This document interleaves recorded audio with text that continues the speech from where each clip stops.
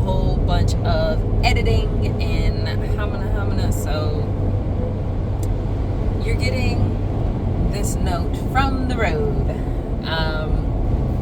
If you have been connected with me on social media for any length of time, you know that I do a lot of traveling in the summertime.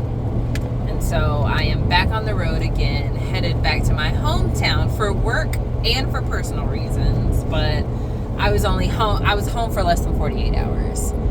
And so in an effort to be more transparent about what it looks like being an entrepreneur, being a creative entrepreneur, and navigating entrepreneurship in a way that feels good to you, I am just sharing what it takes. What it takes, what I have to do to get my message out there and keep it real for the people, okay? Yeah, but I wouldn't trade it for the world, so we'll start there. Today I shared again, which is crazy because that's what promotion is, right? That's what marketing is, right? Sharing the same messages over and over and over again until people start to see it. But I started to share that I'm doing a Kickstarter for my 4th Cowgirl Camryn book. So if you are new here, I am Brianna, that's me, author and illustrator of the Cowgirl Camryn book series. I am a creative consultant, and I have been running my own business for 5 years now, which is insane to say. And I am preparing to release my 4th book. And with this 4th book, I wanted it to be a more intentional release. I wanted to have some build up. I wanted to go on a book tour. I wanted to really celebrate the fact that I have done this thing. So I decided to do a Kickstarter, and I just wanted to share a little bit about why I decided to do a Kickstarter, and what my beliefs were about it initially, what limiting beliefs I had to challenge, and why I decided to go with it in the future, go with it anyway, you know. So my beliefs about Kickstarter in the beginning were that it was where people go to beg for money, honestly. It was where people go to say, hey, I had this one idea. Do y'all want to give me money so I can bring it to life?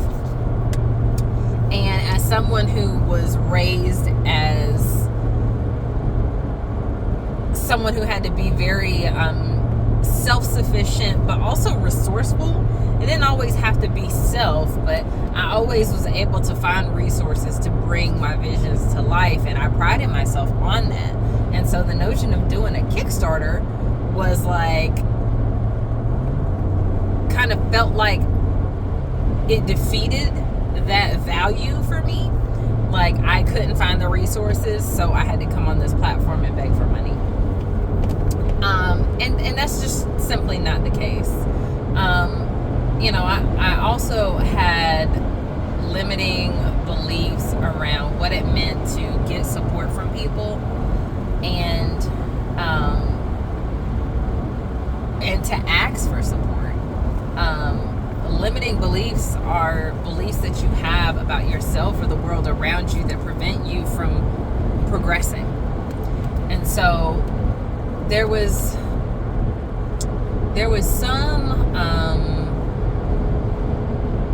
some audio clip or text that I saw in Threads that said that, as Black women, we are taught to be so resilient and strong and resourceful, but how many times has that persona or that archetype prevented us from getting where we want to be, or allowing someone to help us get to where we need to be or where we want to be?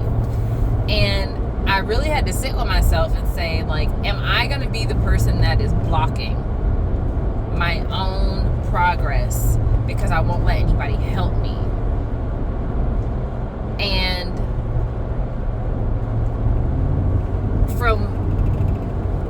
historically, how I've been able to answer that is yes and no. Yes, I've been all about applying for grants and word of mouth and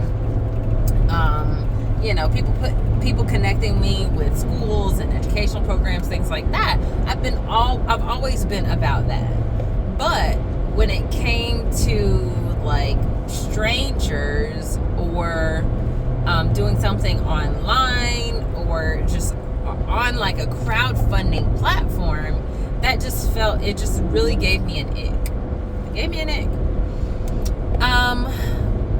But after seeing that post, I decided to do it anyway. I decided to really say, wait a second.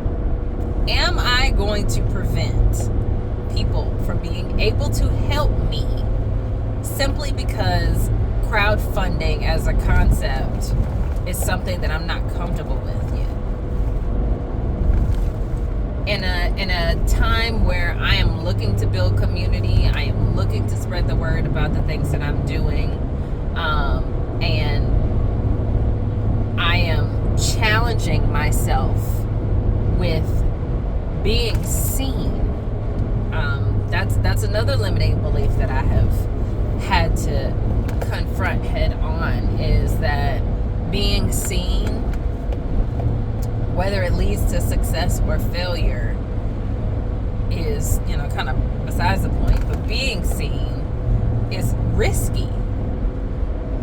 Creating is risky. There's so much risk involved with putting yourself out there and having your ideas come to life, that a lot of times people don't do it. And I find myself going in a hermit mode and not even realizing that weeks have passed since I last shared an update on the work that I'm doing. And that just, there are ebbs and flows, and I am working to be more in flow right now. So being seen is something that I am tackling head on. And that was the other thing that the Kickstarter brought up for me, was the possibility of being seen. Now, what changed my mind also, it changed my mindset around the Kickstarter, was that I realized it's not just a place where people beg for money. That's GoFundMe. No, I'm kidding. But Kickstarter, what it provides in its tiered reward structure, is a way to bring different things to life and allowing people to engage with it in a way that they want to engage with it. So I have several tiers. They include different things. Some include additional books. Some include things like stickers and printable pages. Some include donating a book, and there are a couple that include the collectible Cowgirl Camryn dolls. Okay, all of them include an invite to the virtual Funky Fresh fashion show, which I had this crazy idea, came from left brain, and we're gonna do it. We are going to do it, but more details about that later. I'll do a separate video on how I decided to launch this thing. But it forced me to be more creative about how I brought this story and this book to life. And there's no guarantee that I'll ever do another one, but I'm gonna do my best on this one. I did not I didn't follow all the rules and suggestions that I read kind of leading up to this Kickstarter, but I'm going to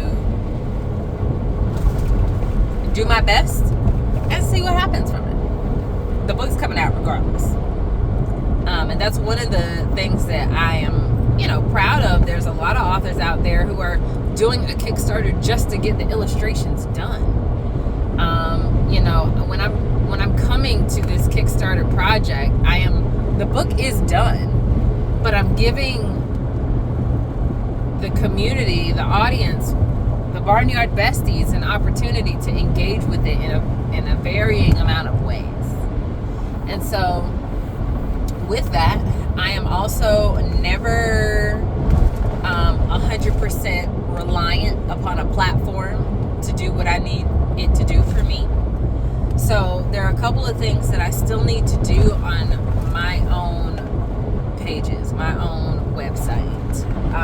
On the Cowgirl Camryn website, I'm going to have the same levels of engagement as in the Kickstarter.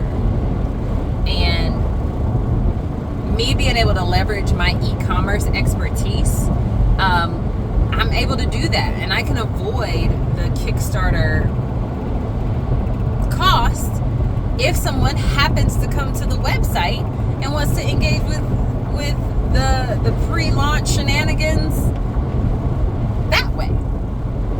Another thing that I need to do is create a page on the website for wholesale purchases. I am really wanting to expand how many people are offering Cowgirl Camryn books. It can't just be on Amazon, and it can't just be my e-commerce website. So I am going to put that together and then really start engaging in conversations about wholesale books.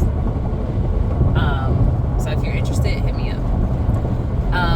Those are the two biggest things, really getting the website ready for transactions and getting the wholesale book page together. So I am looking forward to not only getting this Kickstarter launched and finished, but also updating the Cowgirl Camryn website so that stuff is done as well. I hope that you enjoyed this kind of candid behind the scenes look into things. I want to start doing this a little bit more often because I don't have the time to edit. I just maybe that's just not necessary right now, and it should not hold me back from sharing what this looks like in real life. Having to think, create, produce, and share on the road. So, thank you so much for watching. Be sure to follow Cowgirl Camryn on all social media. If you want to follow me personally, my social media handles are the Abriana J. And I say the, even though it's THE, the Abriana J.